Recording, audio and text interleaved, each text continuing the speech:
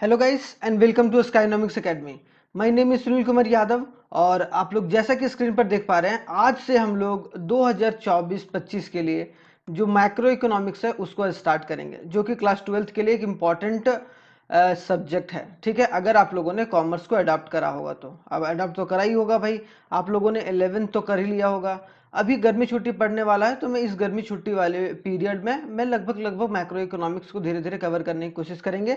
उसके बाद फिर हम लोग इसमें जो इंडियन इकोनॉमिक डेवलपमेंट है वो भी हम लोग डिस्कस करेंगे और साथ ही साथ बिजनेस स्टडीज को भी डिस्कस करने की कोशिश करेंगे। ठीक है, तो शानदार तरीके से इस वाले साल हम लोग पढ़ेंगे और एक एक करके टॉपिक को पढ़ने की कोशिश करेंगे और डिटेल में एनालिसिस करेंगे। ठीक है, अगर आप लोगों को इसका पीडीएफ चाहिए होगा, जैसे कि जो मैं पीपीटी से पढ़ाता हूँ जिस तरीके से, अगर उसकी पीडीएफ आप लोगों को चाहिए होगा तो आप लोग क्या कर सकते हैं, 9528538640 व्हाट्सएप नंबर पर आप लोग एक तरीके से हाई भेज दीजिएगा, बोलिएगा sir we required this chapters PDF, then we will provide it. ठीक है, तो हम लोग आसानी तरीके से उसको प्रोवाइड करा देंगे।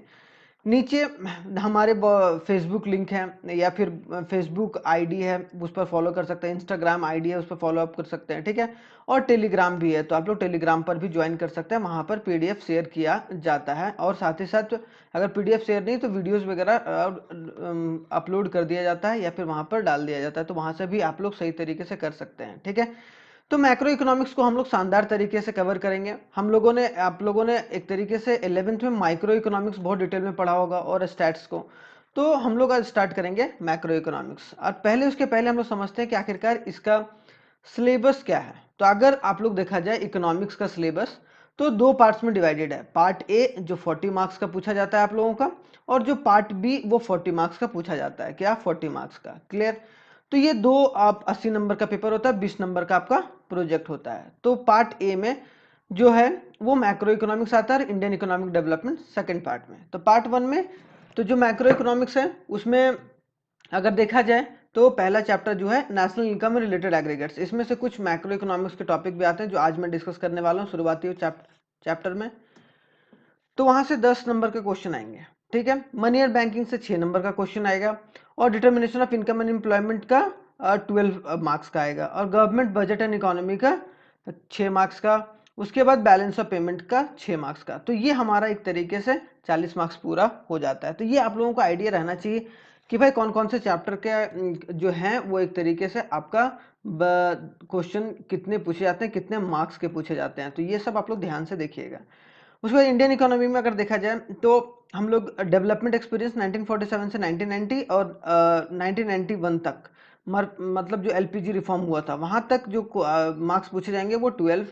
करंट चैलेंजेस जैसे कि आप लोगों का हो गया ह्यूमन कैपिटल फॉर्मेशन, एजुकेशन वगैरह जो होगा वो सब सारा चैप्टर इसमें आएगा, तो उससे 20 मार्क्स का पूछा जाएगा, रूरल डेवलपमेंट वगैरह। ठीक है, तो वो सब सारा चैप्टर जो आएगा 20 मार्क्स का। और जो लास्ट चैप्टर है आपका डेवलपमेंट एक्सपीरियंस ऑफ इंडिया, उसका 8 मार्क्स का आएगा उसमें से। तो ये 40-40-80 मार्क्स के हो गए। तो ये शानदार तरीके से हम लोग एक एक कर चैप्टर को कवर करने की कोशिश करेंगे। तो बिना कोई देरी के स्टार्ट करते हैं। आज हम लोग some basic concept of macroeconomics, जो कि एक तरीके से national income and related aggregates जो 10 नंबर का क्वेश्चन पूछा जाएगा उसी में से इसके क्वेश्चंस आने की संभावना है। ठीक है, तो ये भी इंपॉर्टेंट पार्ट है। ठीक है, अब आते हैं कि इसमें से कौन कौन सा चीज जो है वो आज हम लोग फर्स्ट पार्ट जो पढ़ेंगे वो क्या क्या। देखो, दो पार्ट में कवर होगा इस वाले चैप्टर को। मैक्रो इकोनॉमिक्स का कुछ बेसिक कॉन्सेप्ट आपको पता होना चाहिए। मैक्रो इकोनॉमिक्स का मतलब ही होता है कि बिगर लेवल पर, अगर हम लोग इकोनॉमिक्स को बिगर लेवल पर पढ़ते हैं या नेशनल लेवल पर पढ़ते हैं तो उसको हम लोग मैक्रो इकोनॉमिक्स बोलते हैं। जैसे माइक्रो, अगर किसी एक इंडिविजुअल इकोनॉमिक्स के बारे में पढ़ रहे हैं, इंडिविजुअल के बारे में पढ़ रहे हैं, तो हम लोग वो माइक्रो इकोनॉमिक्स पढ़ते थे, है कि नहीं। तो इसमें से जो पहला टॉपिक है क्लासिफिकेशन ऑफ गुड्स को पढ़ेंगे कि फाइनल गुड्स क्या होता है भाई, इंटरमीडिएट गुड्स क्या होता है, कंजम्पशन गुड्स क्या होता है और कैपिटल गुड्स। तो ये क्लासिफिकेशन ऑफ गुड्स को आज वाले क्लास में। और उसके बाद सेकंड कॉन्सेप्ट पढ़ेंगे, concept and components of consumption expenditure, कि कौन कौन से एक्सपेंडिचर होते हैं कंजम्पशन के, कौन कौन से एक्सपेंडिचर होते हैं, अगर आप कुछ चीज़ खाते हो तो क्या क्या चीज़ एक्सपेंडिचर के अंदर आता है। और जो लास्ट पढ़ेंगे वो पढ़ेंगे concept and components of investment, और इन्वेस्टमेंट को भी हम लोग सही तरीके से कवर करेंगे। ये जो चार होगा नीचे वाला वो हम लोग पार्ट 2 में करेंगे। तो ठीक है, तो पार्ट 2 भी देखना नहीं भूलिएगा क्योंकि यहाँ पर से क्वेश्चन पूछ लिया जाता है। ठीक है, तो आई होप सो आप लोग कमेंट करके कमेंट बॉक्स में बता सकते हैं कि हाँ सर यहाँ समझ में आ गया, अब हम लोग स्टार्ट कर सकते हैं। तो अगर देखा जाए in modern economics setting this a flow of production arises out of the production commodity goods and service by the million of enterprises large and small. आजकल क्या हो रहा है मॉडर्न इकोनॉमिक्स के तौर तरीके से देखा जाए तो लार्ज बहुत सारी चीजें क्या हो रही है बनाई जा रही हैं, बहुत सारे गुड्स बनाए जा रहे हैं, बहुत सारे सर्विस बनाए जा रहे हैं और सबको क्या किया जा रहा है बेचे जा रहे हैं। बेचे जा रहे हैं किसको? कस्टमर को। किसको बेचा जा रहा है? कस्टमर को। तो कहीं ना कहीं बहुत सारे गुड्स हैं भाई, तो कौन कौन से प्रकार के गुड्स होते हैं? तो क्लासिफिकेशन ऑफ गुड्स को अगर देखा जाए तो दो तरीके से हम लोग डिवाइड करते हैं। पहला फाइनल गुड्स और इंटरमीडिएट गुड्स। क्या फाइनल गुड्स क्या होता है और इंटरमीडिएट गुड्स क्या होता है? और दूसरा क्या कंजम्पशन गुड्स क्या होता है, कैपिटल गुड्स क्या होता है? तो ब्रॉडली अगर देखा जाए तो ये चार तरीके के गुड्स होते हैं जिसको डिफ्रेंशिएट करने के बारे में यहाँ पर बात किया गया है। क्लियर? तो पहला आते हैं क्या हम लोग फाइनल गुड्स क्या होता है। तो फाइनल गुड्स वैसा गुड्स होता है जो कि दीज आर, मैं एक बार पढ़ रहा हूँ ठीक है, ये वाला डेफिनेशन इंपॉर्टेंट है। These are those goods which have crossed the boundary line of production and are ready to use by their final users। मतलब जैसे यहाँ पर देख रहे हो कि एक मान लो कि ये कोको कोला है, तो कोको कोला क्या है? ये फाइनली रेडी हो गया, फाइनल प्रोडक्शन इसका रेडी हो चुका है और इसको यूज करने के लिए लोग तैयार हैं। मतलब इसके बाद इसमें कोई इम्प्रोवाइजेशन की जरूरत नहीं है। मतलब जो भी रेडी टू यूज होता है फाइनल यूजर्स के लिए उसको हम लोग फाइनल गुड्स बोलते हैं। ठीक है, फाइनल यूजर्स कौन होता है भाई? दो, एक होता है कंज्यूमर, एक होता है प्रोड्यूसर। कंज्यूमर क्या होता है? जैसे कि आपने पेप्सी लाया ठीक है, या फिर आपने कोको कोला लाया, तो वो सब क्या हो गया? एक consumer is the final users. Producer होगा फाइनल यूजर्स कब? जब वो मशीन को परचेज करेगा, अपने बिजनेस के लिए वो मशीन ला रहा है, तो एज अ कंज्यूमर वो परचेज कर रहा है ना मशीन को, ताकि वो उस चीज से वो प्रोड्यूस कर पाए। तो प्रोड्यूसर और कंज्यूमर जो रहते हैं वो they are the final users. Clear? तो फाइनल गुड समझ में आ गया होगा, आप लोग स्क्रीनशॉट भी ले सकते हैं। अब आते हैं सेकंड कि फाइनल कंज्यूमर गुड्स क्या होता है। फाइनल कंज्यूमर गुड्स मतलब are goods which are ready to use by the final users and a consumer are the final users. अगर जो भी गुड्स रेडी हो रखा है, रेडी टू यूज के लिए हो रखा है, और वो किसके लिए? वो फाइनल यूजर्स कौन है उसका? Final users will be the consumer. अगर है देन द कंज्यूमर गुड्स। मतलब a final goods which is consume by a consumer is known as consumer goods, है कि नहीं? जो रेडी टू यूज, जैसे कि bread and butter as a या फिर are use by the consumers, तो वो क्या हो गया? फाइनल कंज्यूमर गुड्स हो गया। कौन कौन से? ब्रेड और बटर। फाइनल प्रोड्यूसर गुड्स, जैसे कि ये ब्रेड और बटर था, है कि नहीं, तो ये क्या हो गया? Final consumer goods. Final producer goods क्या हो गया? जैसे ये मशीन है, ट्रैक्टर है, अब ट्रैक्टर किसी ने लिया है तो फाइनली यूज करने के लिए लिया ताकि वो उससे पैसा कमा सके। मतलब are goods which are ready to use by their final users, जो कि रेडी टू यूज है किसके द्वारा? प्रोड्यूसर्स के द्वारा, जो कि फाइनल यूजर है उसका। जैसे tractor, harvesters by the farmers, they are the final producer goods. Clear? अब इसके खर्चे क्या होते हैं भाई? एक्सपेंडिचर। जो एक्सपेंडिचर हाउस होल्ड के द्वारा किया जा रहा है उसको कंजम्पशन एक्सपेंडिचर बोलते हैं। क्या क्या मैंने बोला? फिर से आप ध्यान से देखिए, क्या मैंने बोला? कि जो भी expenditure on a final consumer goods, जो भी फाइनल कंज्यूमर गुड्स पर एक्सपेंडिचर किया जा रहा है हाउस होल्ड के द्वारा, उसको हम लोग कंजम्पशन एक्सपेंडिचर। मतलब जो भी खर्चा एक हाउस होल्ड के द्वारा किया जा रहा है, that expenditure is known as consumption expenditure. Clear?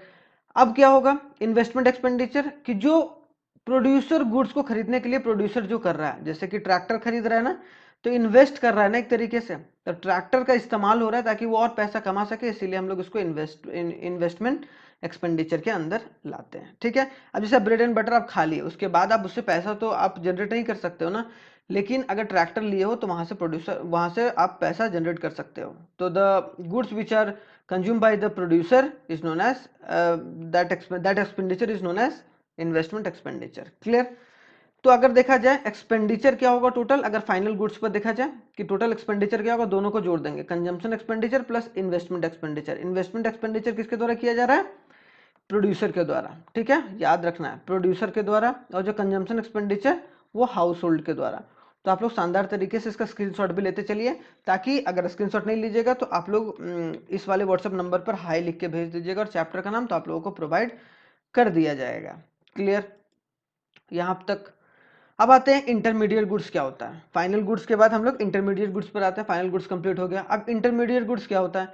Intermediate goods are those goods which are yet not cross the boundary line, जो बाउंड्री लाइन ऑफ प्रोडक्शन अभी तक पास नहीं किया है, मतलब अभी तक फिनिश्ड प्रोडक्ट नहीं बना है। जैसे ये क्या एक तरीके से गेहूं है, ठीक है। अब वीट है, अब वीट से क्या बन रहा है? वीट से आपका ब्रेड बन रहा है, ठीक है। तो जो वीट हो गया वो हमारा क्या हो गया, इंटरमीडिएट गुड्स, क्योंकि ये अभी फाइनली रेडी नहीं हुआ है। फाइनल गुड्स कौन हो गया, ब्रेड हो गया, ये फाइनल गुड्स हो गया। समझ में आ गया, intermediate goods and value is still to be added in this goods, इसमें वैल्यू ऐड करना जरूरी है। तो अगर सिंपल सा बात किया जाए कि intermediate goods are those goods which are within the boundary line of production and value is yet to be added to those goods and these goods are not ready to use for the final users, अभी तक वो ready to use नहीं हुआ है। या फिर आप दूसरे तरीके से बोल सकते हैं intermediate goods are those goods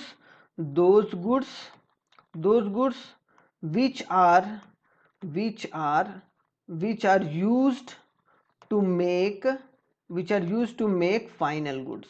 आई बात समझ में कि वैसा गुड्स, अगर सिंपल लैंग्वेज में देखा जाए तो वैसा गुड्स जो कि अभी फाइनल गुड्स को बनाने में मदद करेंगे उसको हम लोग क्या बोलेंगे, एक तरीके से इंटरमीडिएट गुड्स।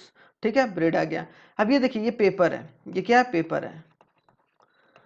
अगर पेपर किसके द्वारा कंज्यूम किया जा रहा है, बच्चों के द्वारा कंज्यूम किया जा रहा है, तो वो क्या हो गया, फाइनल गुड्स। लेकिन अगर यही पेपर न्यूज़पेपर जो बना रहा है उसके द्वारा किया जा रहा है, क्योंकि वो न्यूज़पेपर उसमें पहले छापेगा, प्रिंट करेगा, उसके बाद वो लोगों तक पहुंचेगा, तो ये क्या हो गया, तब इसके लिए इंटरमीडिएट गुड्स हो गया। तो I hope so intermediate goods का जो आप लोगों का एक शंका होगा वो कंप्लीट हो गया होगा कि आखिरकार इंटरमीडिएट गुड्स बोलते किसको है। क्लियर, चलिए आगे बढ़ते हैं तो आते हैं कंजम्पशन गुड्स और कंज्यूमर गुड्स। कंजम्पशन गुड्स क्या होता है, कंजम्पशन गुड्स और कंज्यूमर गुड्स। कंजम्पशन गुड्स को हम लोग क्या बोलते हैं एक तरीके से, consumer goods are those goods which are directly used for the satisfaction of human wants. वैसा सामान या वैसा गुड्स जो डायरेक्टली कंज्यूमर को या डायरेक्टली एक इंसान को संतुष्ट कर रहा है, या इंसान को एक तरीके से उसको उसकी वांट्स को, उसकी जरूरत को पूरा कर रहा है, सेटिस्फाई कर रहा है, तो हम लोग उसको कंजम्पशन गुड्स बोलेंगे। ठीक है, वैसा सामान जैसे ice cream and milk are used by the household, this are consume by the household when they purchase, तो हम लोग ये क्या बोलेंगे, कंजम्पशन गुड्स। क्योंकि ये कंज्यूमर के द्वारा परचेज करके अपनी सेटिस्फैक्शन को मिटाया जा रहा है। क्लियर। अब कंजम्पशन गुड्स कितने तरीके के होते हैं, अब जो इंसान जो होता है वो परचेज कर, तो इसके 4 तरीके का, durable goods, semi durable goods, non durable goods और नॉन मटेरियल गुड्स और सर्विस, ये सर्विस के अंदर आ जाता है। तो ड्यूरेबल गुड्स जो कि बहुत लंबे समय तक चलता है, सेमी ड्यूरेबल जो 1 साल या 1 साल से कम चलता है, 1 साल से ज़्यादा चल रहा है, 1 साल से 1 ईयर से ज़्यादा चल रहा है, तो हम लोग उसको ड्यूरेबल गुड्स। 1 साल तक या उससे कम चल रहा है, क्या बोलेंगे, semi durable goods. Non durable goods जो मतलब 2-4 दिन 5 दिन चलता है, जैसे कि मिल्क वगैरह, आप ऐसा नहीं कर सकते, सालों सालों तक उसको चला सकते हो। सेमी ड्यूरेबल गुड्स क्या हो जाएगा, क्लोथ हो जाएगा। ड्यूरेबल गुड्स क्या हो जाएगा, ये क्लोथ हो जाएगा, क्लोथ क्या हो जाएगा, semi durable goods. Non durable goods क्या हो जाएगा, टीवी हो जाएगा, क्योंकि वो हम नॉन ड्यूरेबल सॉरी वो ड्यूरेबल गुड्स टीवी हो जाएगा, क्योंकि सालों सालों तक यूज होते जाता है। क्लियर। और जो नॉन ड्यूरेबल गुड्स हो जाएगा वो जैसे आइसक्रीम हो गया, मिल्क हो गया, वो सब क्या हो जाएगा, एक तरीके से नॉन ड्यूरेबल गुड्स हो जाएगा। क्लियर, ये बात समझ में आ जाना चाहिए। नॉन मटेरियल गुड्स और सर्विस क्या होगा, जो सर्विस, जैसे ये डॉक्टर है, तो डॉक्टर क्या हो गया, एक तरीके का कंजम्पशन गुड्स हो गया, क्योंकि इसे भी कंज्यूम करते हैं जो नॉन मटेरियल तरीके से। ठीक है, अब एक एक पढ़ते हैं हम लोग। ड्यूरेबल गुड्स फटाफट। Durable goods are those goods which are used for a several year, जो सालों सालों तक यूज होता है, जिसकी वैल्यू ज़्यादा होती है, मतलब बहुत ज़्यादा दामों में उसे लिया जाता है। जैसे टीवी हो गया, रेडियो हो गया, कार हो गया, स्कूटर हो गया, वॉशिंग मशीन हो गया, they are the durable goods, है कि नहीं, ड्यूरेबल गुड्स हो गया, है कि नहीं। जैसे कार हो गया, कार क्या हो गया, कार एक तरीके से ड्यूरेबल गुड्स हो गया। कौन सा हो गया, ड्यूरेबल। क्लियर। अब आते हैं semi durable are goods those which are use for a period of 1 year और स्लाइटली मोर, 1 साल या 1 साल से थोड़ा बहुत ज़्यादा या उससे कम यूज करते हैं, उसको सेमी ड्यूरेबल गुड्स बोलते हैं। दिस आर नॉट वेरी, ज़्यादा वैल्यू का नहीं मिलता, मतलब लाखों लाखों नहीं मिलता है। जैसे कि क्लोथ्स हो गया, फर्नीचर हो गया, क्रॉकरी हो गया, क्रॉकरी मतलब जो आप बर्तन वगैरह हो गया, इलेक्ट्रिक गुड्स हो गया, आयरन वगैरह हो गया, वो ज़्यादा 1 साल या 1 साल से अधिक चलता है अगर ज़्यादा देखा जाए। जैसे सोफ़ा वगैरह ऐसा नहीं कि एक बार लाया 50 साल तक यूज़ करते जा रहे हो या 10 साल तक, उसको चेंज करता रहता है आदमी, क्योंकि वो फटने फुटने का डर रहता है उसमें। क्लियर, हमेशा। तो सेमी ड्यूरेबल कंजम्पशन गुड्स हो गया। अब आते हैं नॉन ड्यूरेबल कंजम्पशन गुड्स, जो कि नॉन ड्यूरेबल और सिंगल यूज, उसको दूसरा नाम क्या बोलेंगे, सिंगल यूज कंजम्पशन गुड्स। वो ऐसा गुड्स होता है जो एक ही बार में यूज करने पर खत्म हो जाता है, जैसे कि ink, domestic LPG, liquefied petroleum gas, milk, petrol, ये सब क्या नॉन ड्यूरेबल गुड, जो सिंगल यूज में खत्म हो जाते हैं। क्या, सिंगल यूज में खत्म हो जाएंगे, उसको ज़्यादा यूज़ नहीं किया जा सकता है, ठीक है, बहुत कम समय के लिए हम लोग उसको यूज़ कर सकते हैं। They are the non durable goods, जो ज़्यादा दिन तक वो एक तरीके से उसको यूज़ नहीं किया जा सकता। Service are those non material goods which are directly satisfy the human want. Service क्या होता है, जिससे हम लोग ह्यूमन वांट्स को सेटिस्फाई कर सकते हैं। जैसे लॉयर है, लॉयर क्या करता है भाई, एक तरीके से आपके केस को लड़ता है, आपको सेटिस्फाई करता है। डॉक्टर हो गया, अगर सर्वेंट हो गया, तो ये सब सारे क्या है, एक तरीके से आपको सर्विस देके सेटिस्फैक्शन देते हैं। तो इसी वही तो हमारा कंज्यूमर गुड्स होता था, कंजम्पशन गुड्स होता था, जो कि एक किसी इंसान को सेटिस्फाई कर रहा होता है। क्लियर यहाँ तक? तो आप लोगों को एक तरीके से समझ में आ रहा होगा धीरे धीरे। अब आते हैं कैपिटल गुड्स क्या होता है। तो capital goods are a fixed assets of a producer. Capital goods क्या होता है, एक तरीके से फिक्स्ड एसेट होता है। फिक्स्ड एसेट का मतलब एक फिक्स्ड पूंजी होता है, जिसको लगाकर एक तरीके से वो इंसान जो है उससे पैसा कमाता है, उसको कैपिटल गुड्स। या कैपिटल गुड्स वैसा बोलेंगे, वैसा मशीन को खरीद कर जिससे इंसान पैसे को जनरेट कर रहा है, उसको हम लोग कैपिटल गुड्स बोलते हैं, ठीक है। जैसे plant machinery are the example of capital goods. Plants और मशीनरी, जब these goods are used by the producer, उसे या तो क्या कर रहा है, these goods are used by the producer either for, उसे प्रोड्यूसर क्यों कैसे यूज करता है भाई, रिप्लेसमेंट अपने कैपिटल स्टॉक्स को लेकर, और या तो रिप्लेस कर रहा है, या पुराना ट्रैक्टर दे दिया, नया ट्रैक्टर ले लिया, रिप्लेस कर देगा कैपिटल स्टॉक को, या फिर एडिशन, या एक ट्रैक्टर पहले से था, एक और ट्रैक्टर ले आया। Clear? Capital goods are a fixed asset of the producer. ये एक फिक्स्ड एसेट होता है एक प्रोड्यूसर के लिए। अब बोला जा रहा है all machines are not a capital goods. अब सही बात है भाई, सारे जो मशीन होते हैं वो कैपिटल गुड्स नहीं होते हैं। क्यों? A sewing machine is a tailoring shop is a fixed asset of a tailor, it is a capital goods. Sewing machine पर जिससे हम लोग कपड़े सिलाई होती है, वो क्या हो गया, एक तरीके से हम लोग उसको क्या बोलेंगे कि कैपिटल गुड्स है, ठीक है। लेकिन but same machine with a consumer house hold is not a capital goods. लेकिन उसी को तुम्हारी माता जी या फिर तुम्हारी माँ अगर ले आई है और अपने घर में कपड़ा को सिल रही है थोड़ा टाइम पास करने के लिए, तो इसका मतलब वो टेलरिंग कैसे कर रही है, अपने आप के लिए कर रही है, तो इसका मतलब वो क्या हो गया, कंज्यूमर गुड्स हो गया। आई बात समझ में?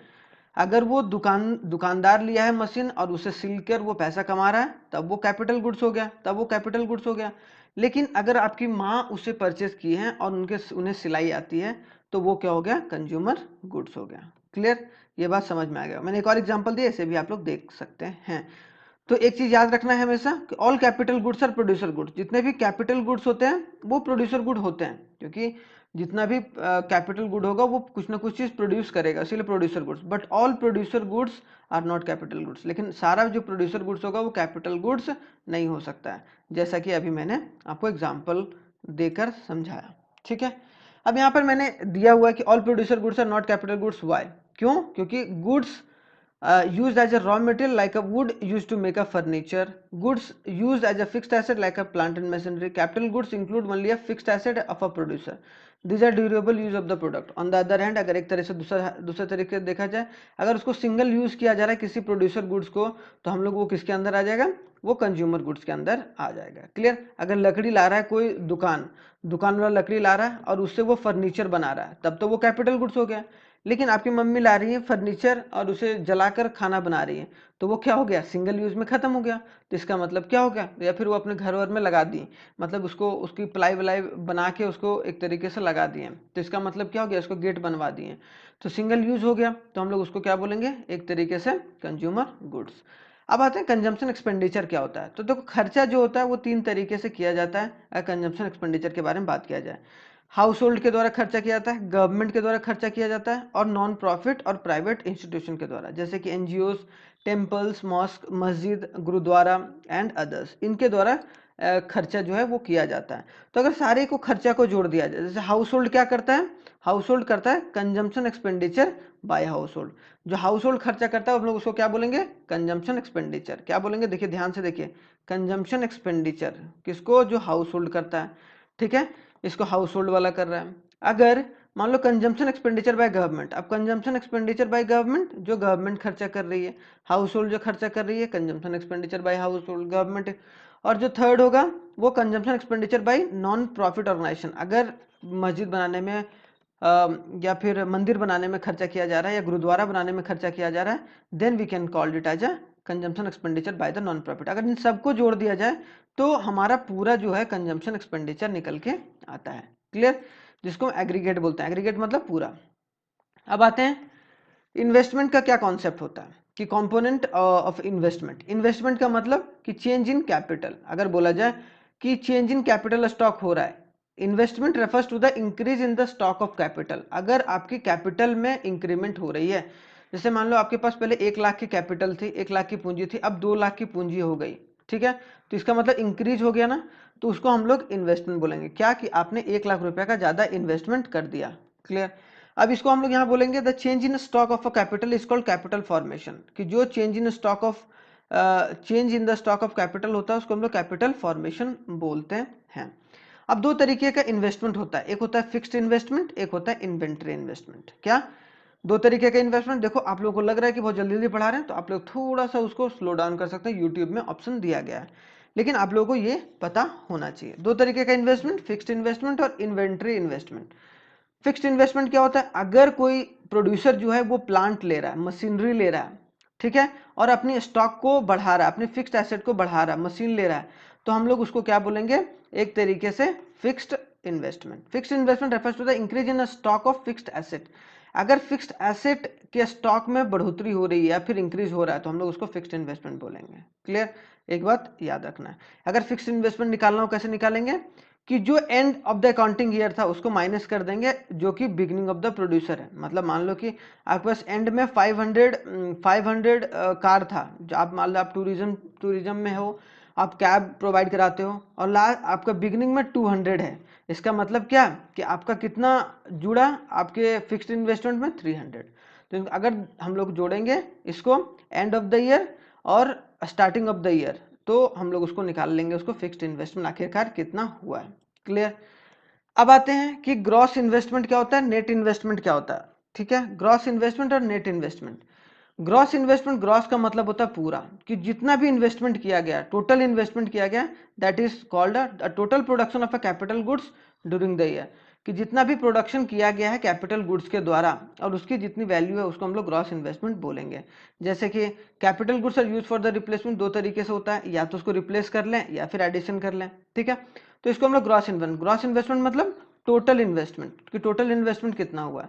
तो हमेशा ग्रॉस इन्वेस्टमेंट निकालने के लिए, और नेट जो होता है वो हमेशा माइनस करते हैं, नेट निकालने के लिए क्या करते हैं, ग्रॉस इन्वेस्टमेंट माइनस डेप्रिसिएशन। ठीक है, देखो यहाँ पे जैसे कि दिखा गया है कि नेट इन्वेस्टमेंट क्या होता है, ग्रॉस इन्वेस्टमेंट माइनस डेप्रिसिएशन। अगर हम लोग माइनस करेंगे ग्रॉस इन्वेस्टमेंट को डेप्रिसिएशन से तो हमारा नेट इन्वेस्टमेंट आ जाएगा। अगर यही नेट में हम लोग प्लस कर देंगे डेप्रिसिएशन को तो ग्रॉस निकल जाएगा। तो net investment plus depreciation is known as gross investment. Clear. Depreciation क्या होता है ये समझिए। डेप्रिसिएशन होता है जैसे आपने गाड़ी लिया नया नया 10 लाख रुपए का, ठीक है, 10 लाख रुपए का आपने गाड़ी लिया। अब जब आप 10 साल के बाद बेच रहे हो, 10 साल के बाद बेच रहे हो, तो आप मान लो कि आपको 2 लाख रुपए मिल रहा है। इसका मतलब इस 10 सालों में इस गाड़ी पर, ये गाड़ी कितना डेप्रिशिएट हो गया, इस गाड़ी की वैल्यू कितना कम हो गई, 8 लाख कम हो गई कि नहीं हो गई। अब 8 लाख अगर कम हुआ है तो वो 8 लाख हो गया आपका डेप्रिसिएशन। डेप्रिसिएशन क्या हो गया, नॉर्मल VS&TS, कुछ गड़बड़ी हो गया, कुछ टूट गया फूट गया, एक्सीडेंटल डैमेज हो गया, या एक्सपेक्टेड ऑब्सोलेंस हो गया। मतलब कुछ ऐसा हो गया जो आपने सोचा था कि एक्सीडेंट होगा, या फिर बोला जाए कि प्रोड्यूसर नॉर्मली जैसे आप गियर खराब हो गया, कभी टायर चेंज करना पड़ा, दे आर एक्सपेक्टेड ऑब्सोलेंस जो है वो एक तरीके जो कि आपको हमेशा सर्विसिंग हो गया। जैसे फिर मान लो कि आपको इंश्योरेंस देना पड़ रहा है, तो depreciation is also called the consumption of fix capital, कि जो भी कंजम्पशन ऑफ फिक्स कैपिटल हो रहा है उसको भी हम लोग डेप्रिसिएशन बोलते हैं। मतलब जो कि घिसावट जो आपका कम हो रहा है। अब दो तरीके का होता है, एक्सपेक्टेड और अनएक्सपेक्टेड ऑब्सोलेंस। मतलब दो तरीके से आपके जो खर्चे होते हैं वो घटते बढ़ते हैं या फिर डैमेज होता है। एक्सपेक्टेड क्या होता है, जो आपने सोचा था, जैसे आपने सोचा है कि भाई कि ब्लैक एंड व्हाइट टीवी से कलर टीवी आ गया, तो loss of the value of fixed asset when it become absolute outdated, कि अगर कोई भी चीज अगर आउटडेटेड हो गया तब आपने रिप्लेस करा, मतलब एक्सपेक्टेड था कि भाई नया टेक्नोलॉजी आया और नया टेक्नोलॉजी से हमको नया चीज रिप्लेस करना पड़ेगा। मतलब ब्लैक एंड व्हाइट टीवी से कलर टीवी, अगर अगर कलर टीवी और ब्लैक एंड व्हाइट है, ब्लैक एंड व्हाइट है, अब ब्लैक एंड व्हाइट से कलर टीवी आना पड़ा, तो ये क्यों हुआ, क्योंकि ये आउटडेटेड हो गया था, मतलब ये एक्सपेक्टेड था, तो एक्सपेक्टेड ऑब्सोलेंस इसको बोलते हैं। क्लियर, पहला चीज आ गया। दूसरा में क्या है, loss of the value of fixed when become outdated owing to the change in demand. अगर अचानक से डिमांड में चेंज हो गया, जैसे a plant producing a rubber shoes become obsolete when the demand shift from rubber shoes to leather shoes. अगर लोग rubber shoes नहीं पहनना चाह रहा, लेदर शूज पहनना चाह रहा है, तो आप क्या करोगे, रबर को आप क्या करोगे, हटाओगे और आप लेदर का शूज बनाना शुरू करोगे। तो ये हो गया एक्सपेक्टेड, क्यों, क्योंकि डिमांड चेंज हुआ है। तो पहला चीज क्या हो गया, एक तो फिक्स्ड एक आउटडेटेड हो गया, मतलब टेक्नोलॉजी में चेंज हो गया, इसके वजह से एक्सपेक्टेड था। दूसरा क्या हो गया, अगर डिमांड में चेंज हुआ, अगर डिमांड में चेंज हुआ तब आपने चीजों में चेंज करी है। तो ये दो चीज याद रखना एक्सपेक्टेड ऑब्सोलेंस में, ठीक है। दूसरा है अनएक्सपेक्टेड, अगर अनएक्सपेक्टेड आ गया, अचानक से क्या हो गया, फ्लड वगैरह आ गया, उसमें से आपके घर वगैरह, आपकी जो दुकान थी वो डूब गई, तो नेचुरल क्लैमिटी पहला, ठीक है। अर्थक्वेक आ गया, फ्लड हो गया। तो अगर वैसा अगर वैल्यू आपकी ऊपर नीचे हो रही है तो आपका अनएक्सपेक्टेड, क्योंकि आप एक्सपेक्ट नहीं किया था ना, अनएक्सपेक्टेड है ना ये, क्लियर।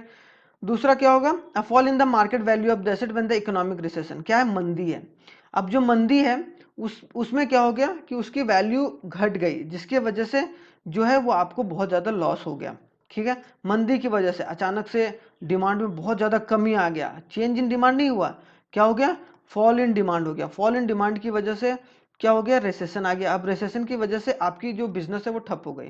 तो ये अनएक्सपेक्टेड था। जैसे कोविड आ गया था, तो कोविड आ गया तो वो अनएक्सपेक्टेड था। तो ये चीज़ें क्या है, अनएक्सपेक्टेड और एक्सपेक्टेड ऑब्सोलेंस है। ये दोनों आपको टर्म क्लियर होने चाहिए। तो आई होप सो आपने बहुत अच्छे तरीके से इंजॉय करा होगा फर्स्ट पार्ट को, और जो पार्ट सेकंड है वो बहुत जल्दी आएगा। तो आप लोग पार्ट सेकंड देखना ना भूलिएगा, क्योंकि वहां मैंने फोर्थ सेक्टर इकोनॉमी मॉडल भी बताया। फोर्थ सेक्टर इकोनॉमी मॉडल क्या होता है, स्टॉक और फ्लो क्या होता है, स्टॉक और फ्लो क्या होता है, और रियल मतलब रियल मनी और क्या होता है, एक रियल मनी और एक नॉमिनल मनी या फिर नॉर्मल मनी, वो सब भी हम लोग डिस्कस करेंगे आगे वाले चैप्टर्स में। और सर्कुलर फ्लो ऑफ इनकम भी डिस्कस करेंगे, ठीक है। रियल इनकम और मनी इनकम, ठीक है, रियल इनकम, मनी इनकम और circular flow of income, circular flow of income. तो ये सब सारा आपको पता होना चाहिए, वो हम लोग पार्ट सेकंड में जल्दी ही डिस्कस करेंगे। Thank you very much. जय हिंद। बहुत ही जल्दी बताइएगा आप लोग कमेंट करके, कमेंट बॉक्स में कि आप लोगों को कैसा लगा, ठीक है। और इसी तरीके से आगे बढ़ते रहिए। जय हिंद, धन्यवाद।